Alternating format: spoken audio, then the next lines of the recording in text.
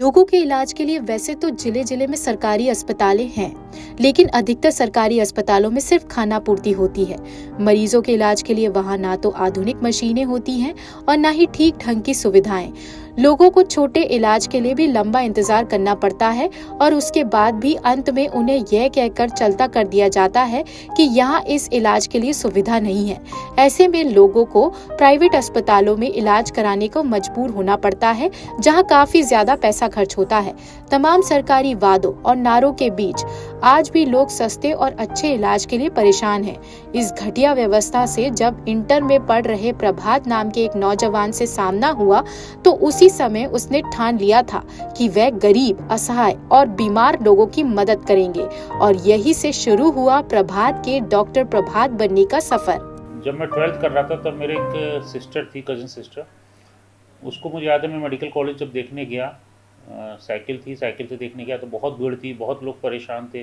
तो वहाँ जाके मुझे कहीं ना कहीं विचार आया कि मुझे भी एक डॉक्टरी प्रोफेशन अपनाना चाहिए जिससे मैं लोगों की मदद कर सकें। अपने लिए तो सभी लोग पैसा कमाते हैं क्योंकि जीवन यापन है, मनुष्य जीवन है, तो सबको पैसा चाहिए जीवन जीने के लिए। लेकिन एक ये पेशा है, एक ऐसा प्रोफेशन है जहाँ हम पैसे कमाने के साथ साथ लोगों की मदद भी कर सकते हैं, हेल्प भी कर सकते हैं। वहाँ से मेरे दिमाग में आया और मैंने उसके बाद आगरा में कोचिंग शुरू करी। और पहले प्रयास में सफल नहीं हो पाया मैं, मेरी रैंक पीछे थी, लेकिन दूसरे प्रयास में मुझे ऐसे मेडिकल कॉलेज में MBBS करने का अवसर प्राप्त हो गया। आज प्रभात सरोजनी नायडू मेडिकल कॉलेज में आगरा में प्रोफेसर हैं और आगरा के मशहूर डायबिटीज स्पेशलिस्ट हैं। डॉक्टर प्रभात आगरा में अपने इलाज के लिए बेहद मशहूर हैं। अब तक उन्होंने हजारों लोगों की डायबिटीज को चमत्कारिक ढंग से कंट्रोल किया है। अपने सेवा भाव वाले स्वभाव के चलते डॉक्टर प्रभात डायबिटीज की वजह से लीवर और गुर्दा खराब होने वाले मरीजों और थायराइड ब्लड प्रेशर से जुड़े जरूरतमंदों मरीजों के लिए निशुल्क कैंप भी लगाते हैं। डॉक्टर प्रभात अपनी शुरुआती शिक्षा के बारे में बताते हैं कि उनकी पढ़ाई कई अलग अलग जगहों पर घूम घूम कर हुई। मेरी शुरुआती शिक्षा बड़ी घूम घूम कर हुई है क्योंकि मेरे पिताजी सिंचाई विभाग में इंजीनियर थे। तो जैसे जैसे उनका ट्रांसफ़र होता गया वैसे वैसे मेरी शिक्षा होती गई। बेसिक शिक्षा मेरी ऋषिकेश, जो अब उत्तराखंड में आता है, उसमें हुई। उसके बाद फिर कानपुर रहा, फिर मैनपुरी से मैंने फाइनल 12th करा और उसके बाद मैं तैयारी करने के लिए आगरा आ गया।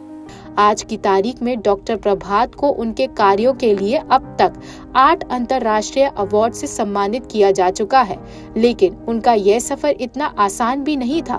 डॉक्टर प्रभात मेडिकल की तैयारी के दौरान कई मुश्किलों के बारे में बताते हैं। देखिए, जब मैंने 12th में 10th में मैं हमेशा डिस्ट्रिक्ट टॉपर रहा और जब मैंने MBBS में सिलेक्शन लिया तब मैं बहुत पीछे था क्योंकि स्कूल में तो आप बहुत एक लिमिटेड बच्चों की संख्या में रहते हैं।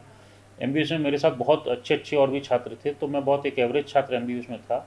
लेकिन फाइनल ईयर तक आते आते कहीं ना कहीं मुझ में एक लगन सी हो गई कि मुझे आगे जाके मेडिसिन ही लेना है। तो मेरा जो एक MBBS फाइनल ईयर में आके था कि मुझे मेडिसिन ही लेना है, सर्जिकल ब्रांच की तरफ मेरा एक झुकाव या इंक्लाइंट बिल्कुल नहीं था। उसके बाद मैंने तैयारी करी और पोस्ट प्री PG एग्ज़ाम दिया। उसमें मैंने फिर ऐसे मेडिकल कॉलेज आगरा मेडिसिन के लिए मेरा चयन हुआ, जहाँ से मैंने MD मेडिसिन 2008 में पास करी।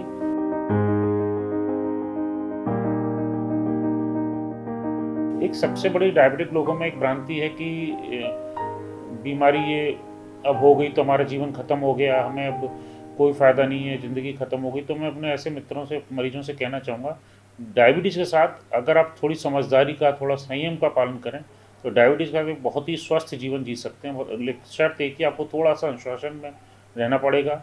अनुशासन का मतलब हो गया आपको अपने लिए समय देना पड़ेगा। आधा से 1 घंटा आप सिर्फ अपने लिए अगर समय देते हैं, एक्सरसाइज करते हैं, कोई भी एक्सरसाइज आप कर सकते हैं, स्विमिंग कर सकते हैं, कोई स्पोर्ट्स खेल सकते हैं आउटडोर में, इंडोर स्पोर्ट्स खेल सकते हैं, बैडमिंटन है, हॉकी है, क्रिकेट है, जो भी आपको पसंद है, साइकिलिंग कर सकते हैं। अगर आप ऐसे एक्सरसाइज करते हैं, थोड़े से खाने के नियमों का पालन करेंगे, स्पेशली जिसमें, जैसे मैं अपने मरीजों से कहता हूँ, चीनी, मिठाई, फलों का जूस और कोल्ड ड्रिंक, बस अगर आप ये 4 चीज़ों का भी परहेज कर लेते हैं ईमानदारी से, तो आपको खाने में और कोई सी परहेज की आवश्यकता नहीं है। आप सारी दाल खा सकते हैं, सारे फल खा सकते हैं, क्योंकि हमने देखा है कि डायबिटीज़ होती लोगों में डिप्रेशन, निराशा का भावना बहुत आता है, मैं ये नहीं खा सकता, वो नहीं खा सकता। तो ये 3-4 चीज़ों का परहेज करते हो आराम से अपना संयमित जीवन जी सकते हैं। और मेरे पास कई ऐसे मरीज हैं जो 50-50 साल से डायबिटिक हैं, मेरी उम्र से भी ज़्यादा से उनको डायबिटीज़ है और वो बड़ा एक अच्छा जीवन जी रहे हैं, उनको कोई कॉम्प्लिकेशंस नहीं हुए, सिर्फ उन्होंने संयम का, थोड़ा अनुशासन का पालन करा, वो आज एक स्वस्थ जीवन जी रहे हैं। डॉक्टर प्रभात से 0562-221-0447 इस नंबर पर संपर्क किया जा सकता है। इसके अलावा डॉक्टर प्रभात पंचकुइया स्थित केयर हॉस्पिटल में डायबिटीज के मरीजों को कंसल्टेशन देते हैं। लोकल 18 के लिए आगरा से हरिकांत की रिपोर्ट।